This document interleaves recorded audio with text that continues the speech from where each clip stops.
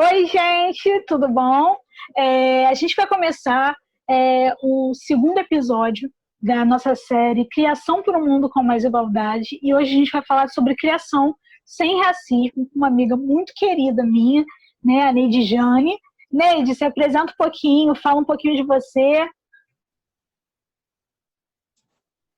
Olá, para quem não me conhece, me chamo Neide Jane. Hoje estou secretária de combate ao racismo do PT Estadual do Rio de Janeiro. E hoje nós vamos aqui trocar, né, com essa pessoa maravilhosa que é a Carol, mais jovem. Vamos falar um pouco da criação sem racismo entre gerações. Tenho certeza que será um papo bem maravilhoso. Uma troca maravilhosa. Com certeza. Neide, o racismo é algo que a gente passa desde que nasce, apesar da gente não perceber isso, né? Mas eu acredito que a minha percepção deve ser muito diferente da sua, né? Porque eu já nasci um pouco mais para frente, onde esses debates já estavam mais incluídos. Como foi para você essa experiência? Então, partindo da premissa do que você está dizendo, que nasceu um pouco mais para frente, eu uso a palavra, vou usar aqui a palavra das nossas leoas, das nossos antepassados, que os nossos passos vêm de longe, de muito longe. Nós passamos por racismo.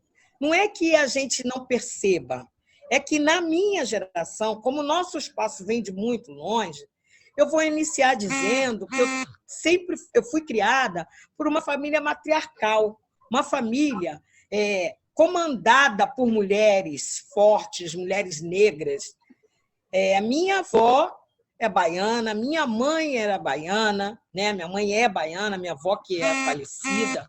E sempre essas mulheres foram elas que comandavam a família, na verdade, elas que traziam e ajudavam a manter a família.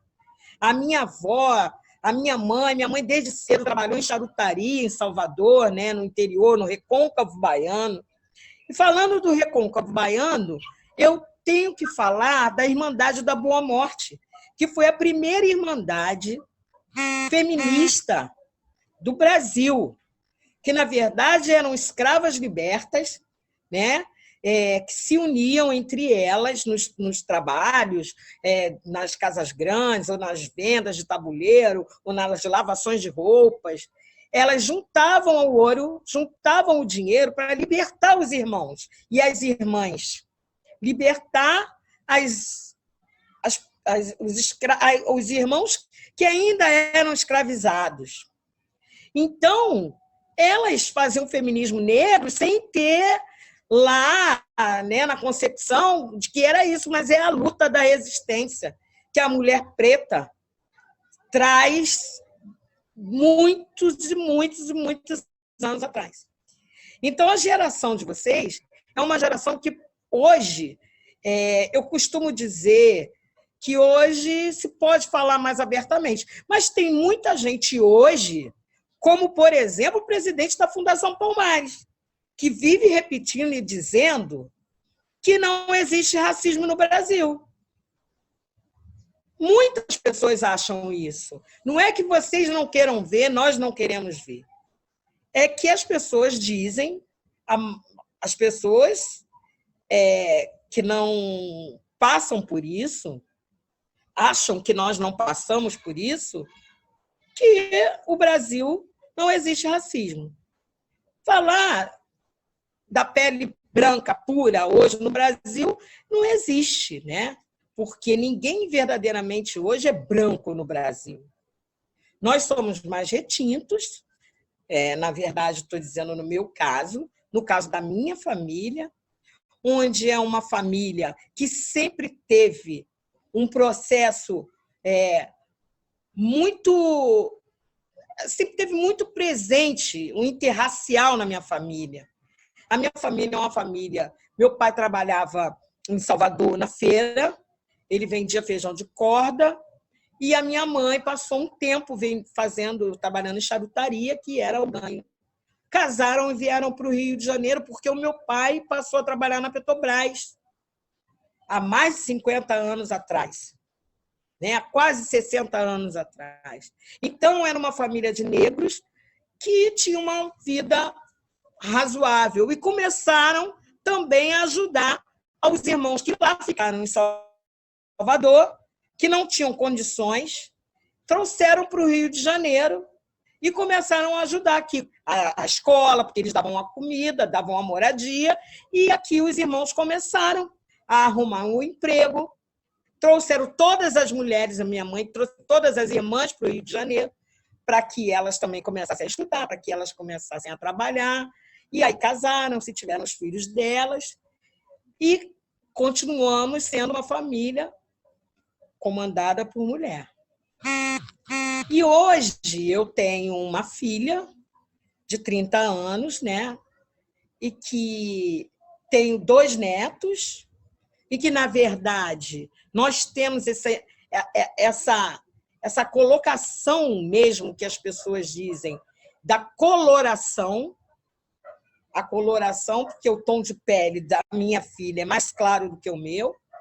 Então, já chegando no ponto da criação sem racismo, eu passei, como nós costumamos dizer, na pele, várias vezes por essa interrogação, não velado por médicos, na condução do trem, no ônibus, com essa criança branca no meu colo.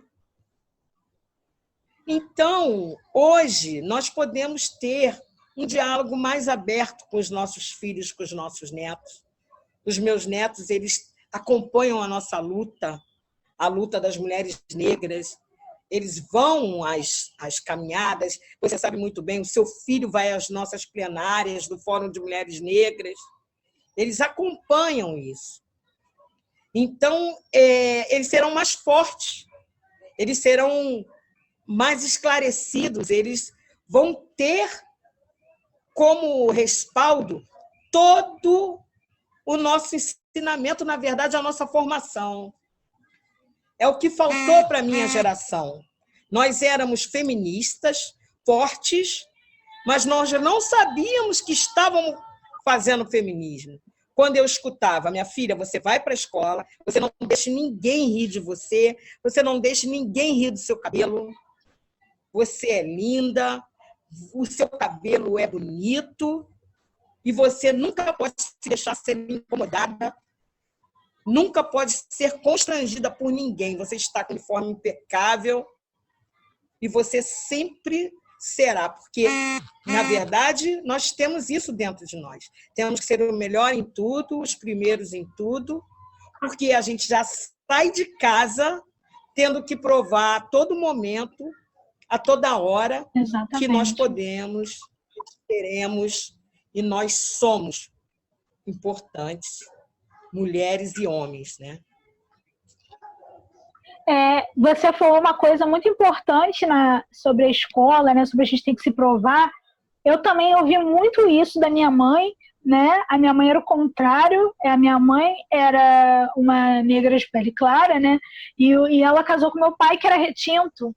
E eu nasci mais escura que ela, né? Então, o que acontecia foi que ela sempre falava para mim que eu tinha que estar muito bem arrumada sempre, com o cabelo muito bem alinhado. Ela sempre prendeu muito meu cabelo para eu aparentar estar sempre muito bem arrumada, né? E sempre falou para mim que por eu ser negra, eu tinha que estar 2 vezes à frente, 2 vezes melhor, 2 vezes mais. E aí eu cresci muito com isso, né, de que eu não era igual aos outros, porque eu tinha que me provar mais, tinha que sempre estar com meu uniforme impecável. Minha mãe tinha mania de limpeza, tinha toque, eu tinha que estar passadíssima, arrumadíssima. E aí eu queria entender como é que foi esse processo na escola, né? Se tinha mais alunos negros e se não tinha, como você lidava com isso com relação à Natália? Sim, na verdade, a Natália ela fez o ensino dela fundamental, né? Numa escola privada, onde tinha muitos brancos, mas que, na verdade, ela não passava muito o que eu passei numa escola pública, porque lá também, como ela tinha a pele mais clara, Ela era aceita, ela não, passava batido. não aceita. Só que quando eu chegava na porta da escola para buscá-la, aí o porteiro, com a pele igual a minha, dizia: eu sou a mãe da... Aí a Natália, minha mãe, quem é a sua mãe? Aquela ali. A senhora é mãe da Natália? Sim, sou a mãe da Natália. Eu tinha que provar, né, documentalmente, que eu era a mãe da Natália. Da identidade, né? Porque eu trabalhava muito, como trabalho muito hoje, e, na verdade, quem buscava a Natália na escola era minha mãe, que me ajudava com a Natália. Então, as pessoas não me conheciam. Aí ela ia... Foi uma vez só, não. Foi mais algumas vezes que eu tive que repetir: não, sim, eu sou a mãe da Natália. Aí, Natália, essa é sua mãe mesmo? Né? Porque a criança já maiorzinha, né? É a minha mãe. Então, isso causa estranheza. A criança chegava para mim e dizia: mãe, eu tô quase da sua cor, né? Eu não sei, não, você nunca vai chegar no meu tom de pele, porque você tem o seu tom de pele. E isso não te diminui em nada. Isso não diminui a sua mãe em nada. Né? A Natália já teve briga com coleguinhas, que as coleguinhas diziam: e a sua mãe que é preta?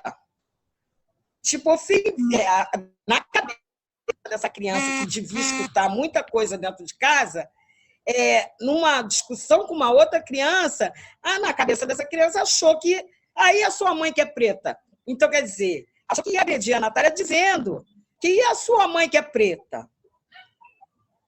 Então, ou seja, isso é uma ofensa, né? Da história. E dentro disso tudo, ainda tem a religião de matrizes africanas, que também é uma religião muito matriarcal, onde nós temos muitas crianças negras, que, quando ela está cumprindo o seu preceito, ela, além de ser negra, ela tem que ir para a escola cumprindo o seu preceito, com seu quelê, com seu branco. E ali ela também sofre mais do que... Eu não sei se é a palavra um racismo, dois racismos. O racismo é um só. É um preconceito a mais. Além da cor, ela ainda tem a religião dela, que ela ainda tem que estar provando a todo dia que a religião dela é muito importante para ela. Então, as crianças da nossa casa de Candomblé, essas crianças, elas são... a gente conversa muito com essas crianças para que não deixe nada abater, para que elas não se sintam diminuídas porque elas são do Candomblé, porque elas estão indo com uma roupa branca, com um pano na cabeça, para que elas nunca se sintam diminuídas, nem um minuto se envergonhar da sua religião. Entende? Entendo. É muito lindo isso que você falou sobre vocês falarem, conversarem com as crianças do barracão, né? E conscientizarem elas de que elas não são piores do que ninguém, elas não devem aceitar nenhum tipo de preconceito por conta desse racismo religioso, né? O que você acredita, como você acredita que essa ancestralidade, porque dentro da história do Brasil, né, da história dos negros no Brasil, o candomblé faz parte da história, né? Ele não tem o candomblé, ele não surgiu do nada, né? Então, ele faz parte da história dos negros. E você acha que essa história era bem trabalhada na escola com a Natália ou não? Essa história passava batida?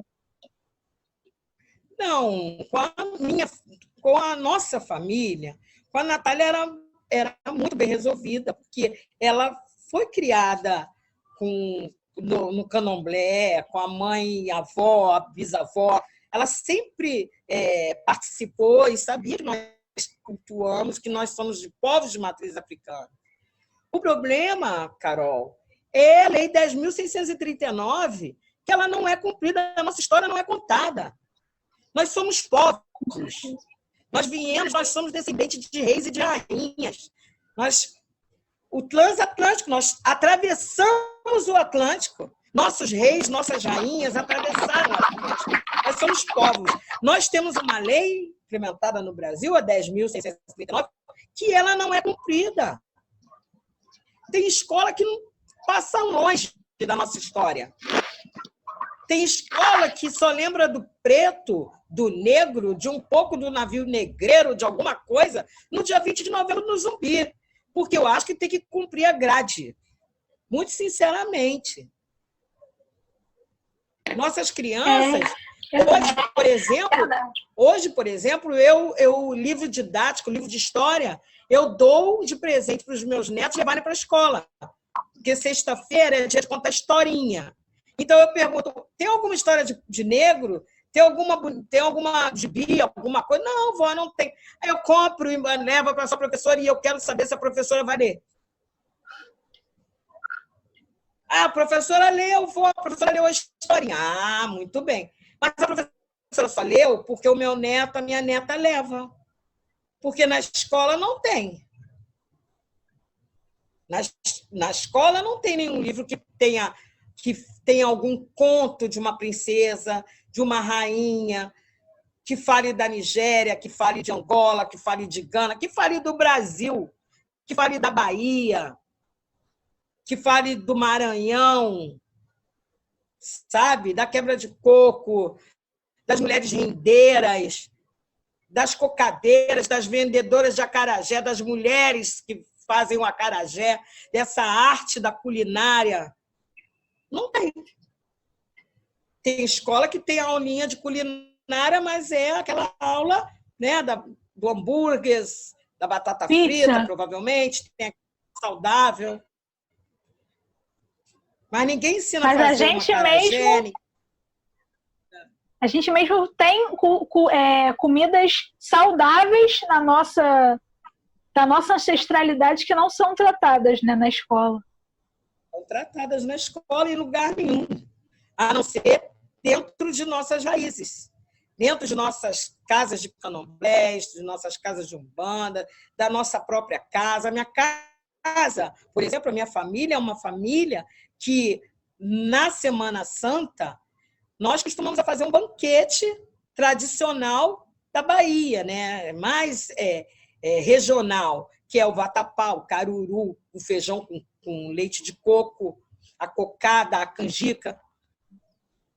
Né? A gente não faz peixe só e camarão, mas nem também por conta da Semana Santa, porque nós somos de matriz africana, é por conta da culinária mesmo, de nos reunirmos à volta da mesa e degustarmos aquela culinária que são dos nossos povos, da nossa ancestralidade.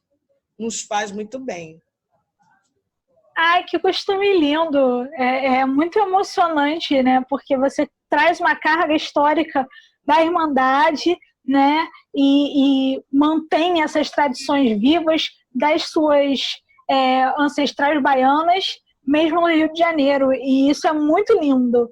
Mas como é que você acha que... Quais são as diferenças que você consegue perceber daquela sua criação enquanto você era criança, de ver sua avó, mãe, tia enfrentarem o racismo e como você vê isso hoje em dia? Você já avó, mãe, o que você percebe de diferente que você consegue perceber e o que você percebe que continua igual?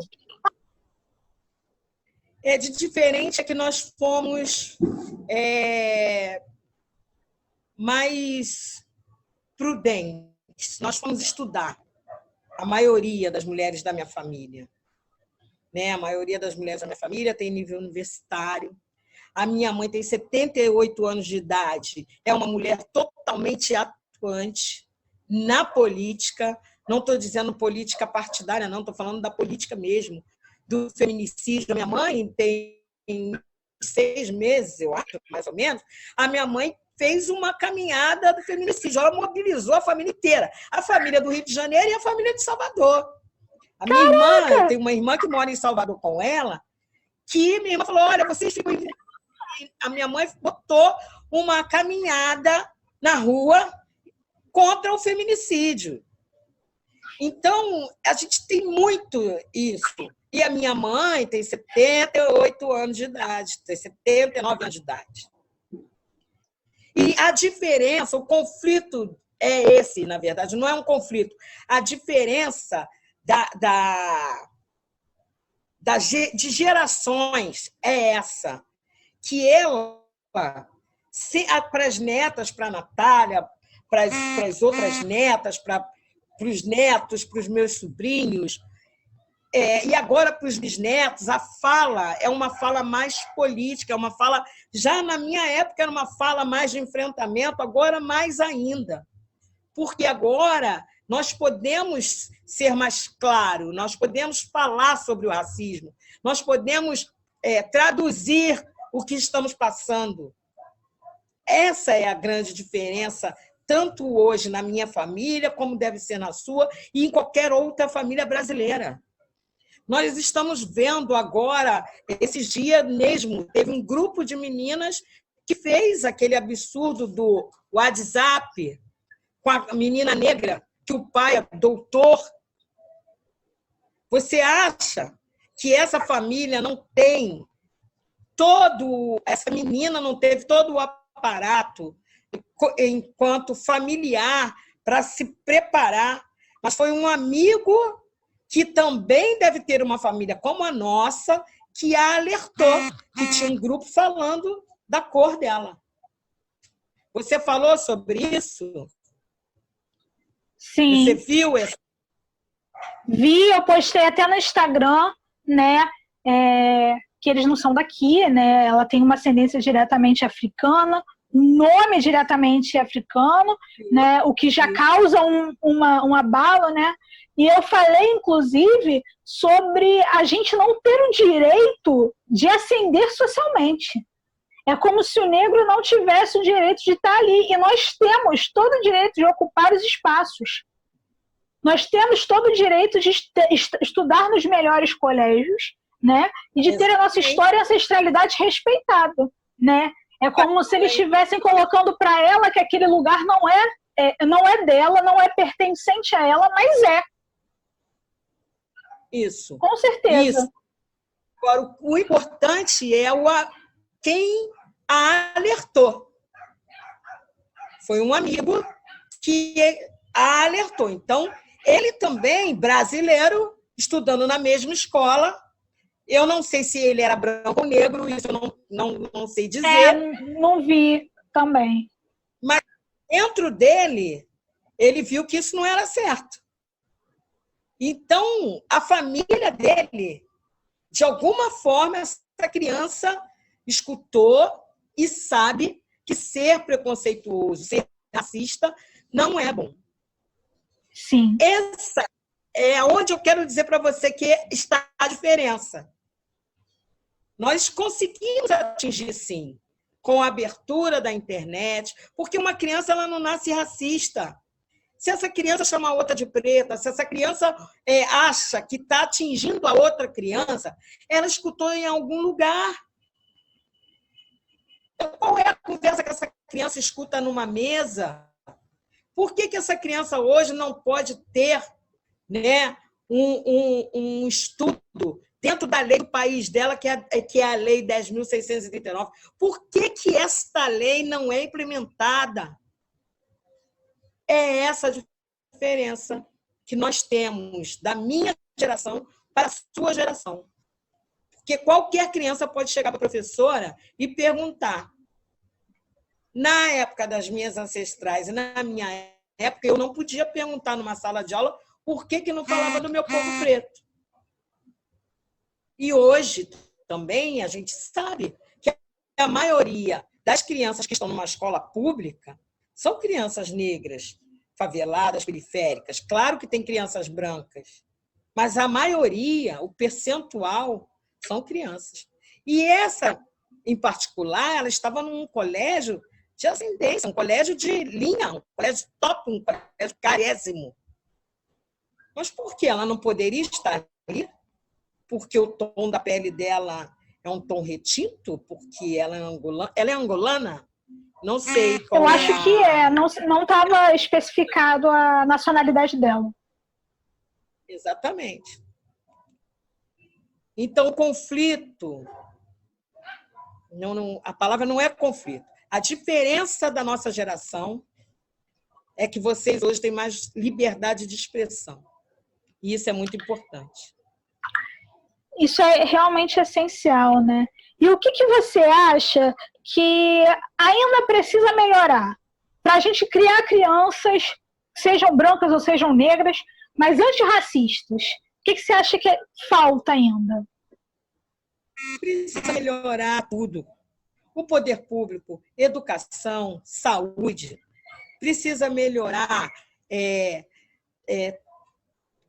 principalmente o ser humano precisa melhorar a forma que as leis são implementadas dentro disso. Vamos contar a história verdadeira. Vamos contar a história da princesa Isabel. Como é que foi isso? Libertou os escravos, mas quem ganhou as terras, quem ganhou o trabalho, foram os imigrantes brancos. Vamos contar isso. Que os negros foram libertos, mas e aí eles foram para onde? Eles iriam para onde? Ficaram lá, retornaram para a própria fazenda. Eles mesmos fizeram questão disso, porque não tinha trabalho, não tinha educação, não tinha moradia. Então, o que precisa melhorar é contar a nossa história verdadeira, o que somos, para onde vamos. O que precisa melhorar é mais mulheres negras na política, mais homens negros na política. O que precisa melhorar é a humanidade entender que, independente da sua cor, você é uma pessoa capaz, você é uma pessoa que pode fazer. Precisa melhorar as pessoas entenderem o que está acontecendo na atualidade, quem é que está lá na ponta, quem são os enfermeiros, quem são os garis, quem são os motoristas dos caminhoneiros, quem está lá plantando, quem são a maioria das assistentes sociais, quem é o povo que está na ponta? É o povo preto. Claro, nós somos a maioria, nós somos mais de 50% da população do Brasil. É lógico, isso não é uma justificativa. Mas o trabalho, majoritariamente, de menos valor, de capital, é o nosso trabalho do homem e da mulher negra. Quem são as mulheres que limpam a casa dos médicos? Acabou. Oi, Carol. Oi. Vai acabar. Vai acabar daqui a pouco. Então, quem são as mulheres que limpam a casa? São as empregadas domésticas, que estão sem salários, as diaristas, que estão sem salários. É isso. Com certeza. Essa mudança. A mudança é estrutural, Carol. O racismo é estrutural. É onde nós temos que perceber, nós já sabemos isso, tanto eu quanto você. Para mudar, nós realmente temos que ter mais mulheres à frente da política, mais homens negros à frente da política. Porque não basta ser só negro, não basta ser preto. Não basta ter o tom da pele preta, porque, novamente, eu vou falar do presidente da Fundação Palmares.